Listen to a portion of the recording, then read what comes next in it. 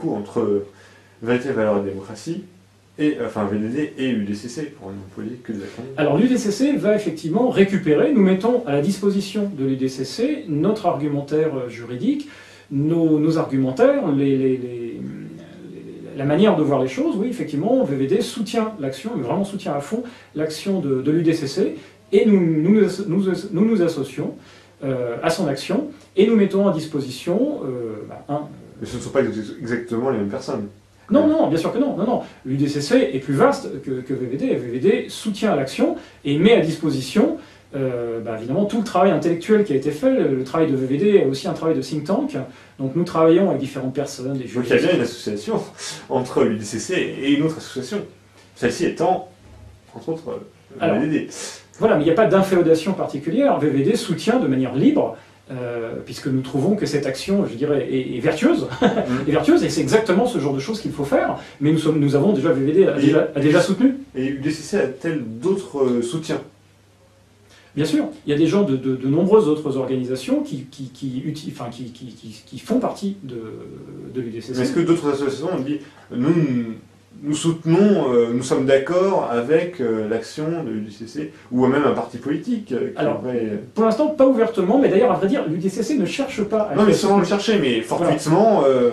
Alors, pour l'instant, non, pas officiellement, je dirais, mais par contre, des membres, il y a une espèce de porosité des membres de différentes organisations, des gens de riposte laïque, des gens de résistance républicaine, des gens de différents endroits, effectivement, qui sont très proches de cette action, viennent. Donc il y a une espèce de porosité, mais justement l'UDCC sert à ça.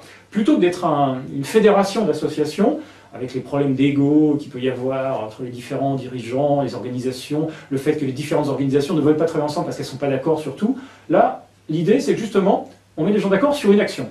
L'idée de travailler sur une action. Voilà. Êtes-vous d'accord pour dire que ce projet, en l'occurrence l'Institut des cultures d'islam, est un projet nuisible qui doit être combattu?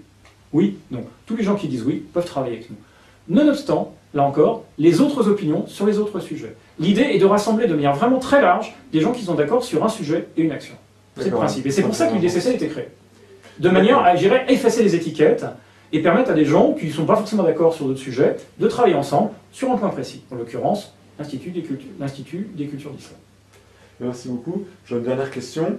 Est-ce que vous avez un livre, un écrit ou une pièce de théâtre, un film particulier qu'on ne connaîtrait pas forcément, qui pourrait vous intéresser? Oui, on nous réclame souvent des écrits. des écrits.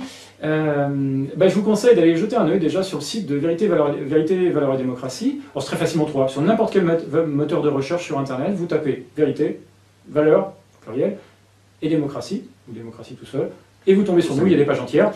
Alors, comme je suis porte-parole de VVD, j'ai fait des conférences qui expliquent justement l'argumentation, qui expliquent le problème de l'introduction de la charia dans notre société et de cet immense danger auquel la République doit faire face et auquel les citoyens aujourd'hui doivent sensibiliser leurs élus.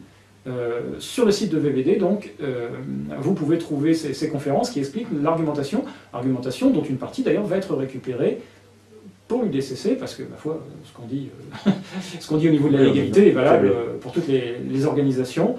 Sinon, un autre titre, si les gens s'intéressent aux élus qui font n'importe quoi en France, un livre de Joachim Veliokas, édité par les éditions Tatami, qui s'appelle Ces mères qui courtisent l'islamisme, ou quelque chose du style. C'est un livre très instructif qui montre ce qu'il ne faut pas faire quand on est un élu, et ce qui est de plus en plus fait d'ailleurs en France, c'est-à-dire des élus qui utilisent l'argent public et qui font vraiment n'importe quoi. C'est-à-dire un maire, il faut quand même voir, c'est le représentant de la République. Et des représentants de la République qui travaillent la main dans la main et qui financent, et des citoyens, et qui financent des gens qui font la promotion de la charia, cela devrait être une aberration. Quelque chose qu'on voit dans les livres de science-fiction. Ben non, aujourd'hui, c'est en France. Et ce livre vous permet de voir, et peut-être d'ailleurs à côté de chez vous, ce qui est en train de se passer et ce que font certains maires, et c'est très grave. Et c'est très grave, et les gens doivent être sensibilisés à ce qui se passe à côté de chez eux. Car très souvent, les maires, en plus, non seulement collaborent, mais en plus cachent, parce qu'ils ne sont pas très fiers de ce qu'ils font. Ils cachent cette collaboration, et les gens, tout d'un coup, découvrent une mosquée qui sort de terre, financée avec leur argent, et c'est trop tard. c'est trop tard parce que c'est déjà fait. Il y a une espèce comme ça de mise devant le fait accompli. D'ailleurs, justement, à ce propos, il me semble qu'il y a un changement depuis peu en France, où des gens réagissent et ont compris qu'il y avait une pression sur les maires, et que eux aussi devaient faire une contre-pression. Voilà, ben ça c'est le fonctionnement de la démdémocratie. Voilà, oui, bien sûr. et que les gens qui veulent défendre la démocratie doivent défendre la démocratie. Les gens disaient, et ne pas laisser le terrain aux ennemis de la démocratie. Voilà, c'est normal, bon, on n'imagine même pas que ça puisse arriver, donc les choses s'arrêtent normalement, puis on découvre que finalement, non, il y a des gens qui font pression pour aller dans un sens qui leur paraît avant, et j'ai l'impression qu'il y a des gens maintenant qui poussent, et que les maires, du coup, qui peut-être n'en demandaient pas tant,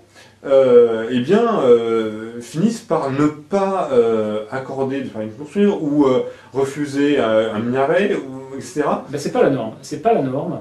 Ce n'est pas encore la norme. Alors, ça devrait l'être. C'est assez récent. C'est un mouvement qui est relativement récent et vous ne voyez pas ça il y a, bien sûr, il y a parce un an. qu'il y a quelques temps, les gens ne savaient pas, mais maintenant, on les voit. Les mosquées champignonnent partout. Et les gens se disent, bah oui, ça peut arriver chez moi. Et tout d'un coup, ils se rendent compte que oui, il y a un projet juste à côté de chez moi. Et du coup, les gens agissent, se mettre à réagir, justement. Mais c'est parfait, c'est très bien. Les citoyens, enfin, vont enfin se rendre compte que la démocratie et la République doivent être défendues par les citoyens. Puisque, parfois, leurs élus ne font pas ce travail-là. Peut-être que les élus, ils attendaient justement... mais parfois, oui. Que, justement, parfois, il y ait une pression pour pouvoir dire, Mais je pense. Et je pense qu'effectivement, les élus doivent être sensibilisés. Parce que vous parlez à des élus de la charia, la plupart des élus ne savent même pas ce que c'est. Ils ont entendu parler d'islam, bien sûr. Mais la charia, ils ne savent même pas ce que c'est. Donc, ça fait pas partie de notre culture aussi. Mais j'entends bien. Mais par contre, ça fait partie de la culture qui est en train d'être enseignée dans les mosquées. Mais et c'est ça le problème. Et c'est ça le problème. Et aujourd'hui, nous devons enseigner à nos maires, et en tout cas les sensibiliser à ce problème-là. Les maires doivent apprendre à regarder et à détecter la charia. C'est-à-dire, est-ce que vous voyez une organisation qui tout d'un coup fait la promotion de la séparation des hommes et des femmes? Est-ce que vous voyez une organisation qui fait la promotion du port de vêtements spécifiques? Est-ce que vous voyez une organisation qui fait la promotion d'interdits alimentaires? Est-ce que vous voyez du halal arriver chez vous? Tout ça, ce sont des traces de la charia. Tout ça, c'est de la charia. Il y a aussi une chose qui est assez problématique. Et quand vous voyez ça, un maire doit se mettre à contrôler en disant « Ah, qu'est-ce qui est en train de se passer? Qu'est-ce qu'on est en train d'enseigner chez moi, dans ma commune ?» Et là, doivent se mettre à déclencher des contrôles, envoyer les préfets pour faire examiner les doctrines qui sont enseignées. Et si les doctrines, effectivement, sont liées à la charia, il faut bien voir une chose, c'est qu'un islam qui contient la charia ne rentre pas dans le cadre de la loi 1905.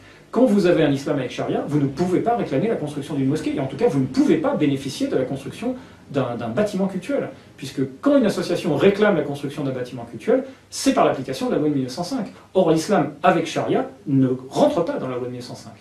L'islam avec charia est hors de la loi 1905, et donc à partir de là, nous n'avons pas, la République n'a pas même octroyé... Au-delà de la loi 1905, ce n'est pas la même culture dans son ensemble. C'est-à-dire qu'il y a un système global cohérent de la culture française, et il y a un système global cohérent... Mais un maire n'a pas à interdire l'entrée d'une culture. Je veux dire, les bouddhistes qui viennent en France, c'est pas non plus notre culture, mais les bouddhistes ne troublent pas l'ordre public, les bouddhistes ne font pas la promotion du djihad, les bouddhistes ne font pas la promotion de la ségrégation, ne font pas la promotion de l'assassinat des apostats, etc., etc., etc. Mais j'ai envie de dire... L'introduction d'une culture en France... Mais imaginons qu'il y ait des millions de bouddhistes en France, ça posera un problème. Pour l'instant, c'est pas un problème de trouble à l'ordre public. Il y a aussi un maire n'a pas tous les pouvoirs. Un maire a le pouvoir de faire respecter l'ordre public. Mais je voyais ça d'une manière plus générale, plus structurelle. En tout cas, ce n'est pas l'activité de l'UDC, c'est l'activité de l'UDCC et de rappeler le droit aux maires. Or, les maires sont des créatures de droit, ils n'ont comme pouvoir que ce que leur donne le droit. À partir de là, il n'est pas dans les attributions d'un maire de lutter contre l'introduction d'une culture. Oui, c'est pas son travail. On est d'accord. C'est pas son travail. Voilà. Et l'introduction d'une culture musulmane qui serait débarrassée de toute trace de la charia ne poserait pas non plus de problème. Là encore, il faut quand même être conscient d'une chose, c'est que... oui, mais justement, ça n'aurait pas de sens. La culture algérienne, la culture tunisienne, la culture pakistanaise, c'est une culture issue des peuples. Oui, mais une culture, c'est un tout. Une culture, c'est des habitudes alimentaires, des habitudes vestimentaires, des habitudes de comportement de l'un. Et c'est pour ça qu'il convient de discriminer ce qui est du ressort de la charia et ce qui n'est pas du ressort de la charia. Ce qui est ressort d'une culture d'un peuple, et de l'ordre culturel, peut, à mon avis, difficilement être interdit, sauf si ça pose un problème de trouble à l'ordre public. Par contre, si c'est un élément qui nous est présenté comme culturel, mais qui est relié à la charia, il faut bien voir que malheureusement, dans tout un tas de pays je dirais, issus de culture musulmane, la charia est introduite dans la culture. Et la culture fait par exemple qu'on excise des petites filles, qu'on attaque, les crimes d'honneur en Turquie, etc. On tue des gens au nom de cette culture issue de la charia. Et effectivement, les parties culturelles qui ont été infusées par la charia et qui ne sont finalement que l'expression sociale des règles de la charia, là oui, bien sûr, doivent être interdites en France, puisque ça pose un problème de trouble à l'ordre public et d'atteinte de droits et de libertés des citoyens. En particulier, là encore, je le répète, de nos citoyens musulmans. Et ça, effectivement, ce n'est plus dans ces cas-là de la culture, c'est de l'ordre de, là encore, l'introduction de ces éléments culturels est une action subversive et doit être, là encore, traitée comme telle, c'est-à-dire comme une action subversive. Et là encore, on est dans le trouble à l'ordre public, et là, la force publique doit intervenir, l'État doit intervenir, les représentants de l'État doivent intervenir.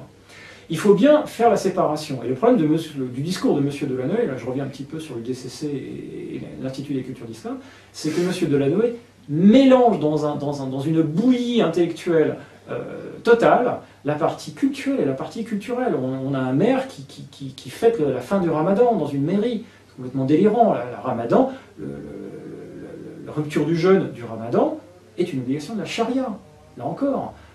Donc le maire de Paris outrepasse complètement, se met dans l'illégalité totale en faisant ce genre de choses. Mais simplement, il appelle ça culturel. Il essaie de nous faire passer ça. Mais non, la charia n'est pas culturelle. Il y a une logique électorale, c'est-à-dire que... mais là on s'en moque, mais on s'en moque complètement de la logique électorale. Non, mais c'est pour... C'est pas lié à la... Disons que la logique, à mon avis, parce que je ne suis pas dans sa tête, à mon avis, sa logique, c'est pas de se dire je veux faire la promotion de l'islam ou je veux faire la promotion de la culture maghrébine et donc voilà, je fais un institut. C'est plutôt de se dire je fais d'une part, je pousse pour l'élection, que je pousse pour au vote des étrangers aux élections. À la limite, le nom du maire personnel, c'est son problème, il n'a pas à violer la loi. Mais en tant que maire, il n'a pas à violer la loi en faisant ça. Il n'a pas à violer la loi en faisant ça. Et voilà, et c'est notre action en disant il n'a pas à violer la loi, ceci est illégal. Donc voilà, l'UDCC n'a pas vocation à résoudre tous les problèmes de la Terre, simplement a vocation à s'adresser à des élus en disant ce que vous faites n'est pas légal, ce n'est pas légal, vous n'avez pas le pouvoir de faire ça. Leur dire, ou bien faire pression sur eux pour qu'ils changent. Leur dire, c'est une forme de pression légale, une pression au niveau de la... au niveau des juges, tout simplement. Oui, bien sûr, bien sûr, les deux. Bien sûr, on va le dire, ce qui est une forme de pression. Bien sûr, il est normal que les citoyens s'expriment en disant « vous êtes mon représentant, vous faites des choses qui sont illégales ». C'est pas tolérable. Donc du coup, en tant que citoyen, je dis « bah non, vous n'avez pas le droit de faire ça ». Donc déjà, on l'exprime. C'est une forme de pression, tout à fait. C'est une forme de pression. Et deux, bien sûr, si ça ne suffit pas, il faudra aller devant les tribunaux, bien sûr, évidemment. Alors, on est face à l'illégalité. Il n'est pas question de rester les bras croisés. Et devant les tribunaux, l'argent compte. Puisque... Ben oui, il faudra lever des fonds et le faire, bien sûr. Il faudra lever des fonds et le faire, bien que le recours au tribunal administratif soit gratuit. Donc bon, à partir de là, tous les citoyens peuvent le faire. Et nous travaillons avec des avocats qui nous conseillent et qui sont prêts à collaborer avec nous sur cette affaire-là. Avocats qui travaillent, je le précise, gracieusement. Voilà, les avocats aussi sont des citoyens et ils peuvent décider aussi de mettre leur capacité à contribution pour la défense du pays et le bien commun.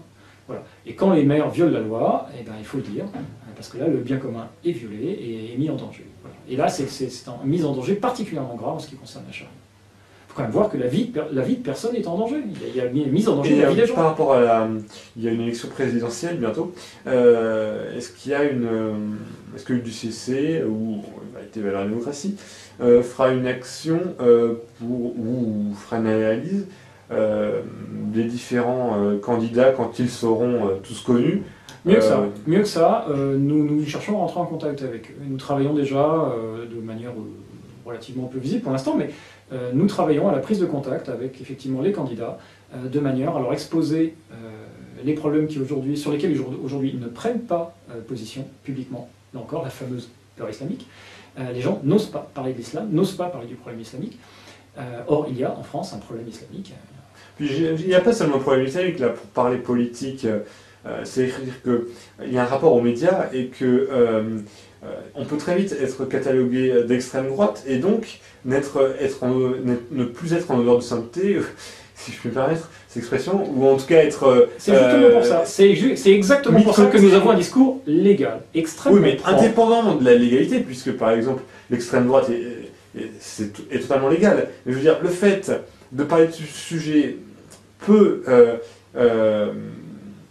vous entraîner à être considéré comme quelqu'un d'extrême droite et donc à ne plus être invité à certaines émissions, etc.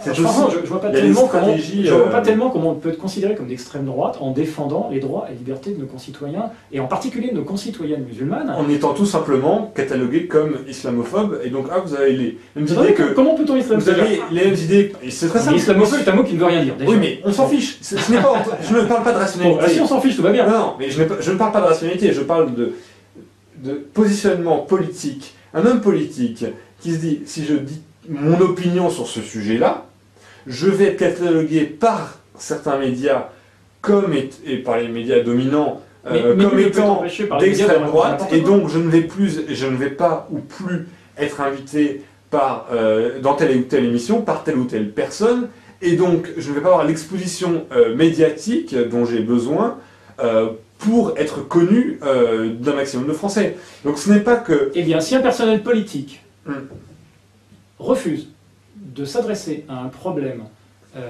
qui concerne toute la France, un problème gravissime qui met en jeu la sécurité, la sécurité des citoyens, et en plus la pérennité des institutions françaises, tout ça parce qu'il a peur d'être catalogué extrême droite par des journalistes qui de toute manière peuvent à leur loisir raconter n'importe quoi, ces gens-là ne méritent pas d'être président de la République. Parce que si on n'est pas capable de dire la vérité, de s'adresser à un vrai problème, tout simplement par la peur de quelques journalistes, de l'avis infondé de quelques journalistes qui vous jettent des épithètes qui en plus ne veulent rien dire, hein, islamophobe ça ne veut rien dire, c'est juste une attaque, une invective qui a été créée par les ayatollahs Khomeini, donc vous voyez la portée de l'invective.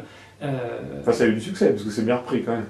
Mais c'est normal parce que c'est poussé par tout un tas d'organisations qui ont intérêt à ce qu'on ne parle pas de l'islam. Ben voilà. Mais aujourd'hui, la République, l'État, la France a besoin qu'on parle de l'islam. On a besoin de parler de l'islam, on a besoin de parler du mot charia.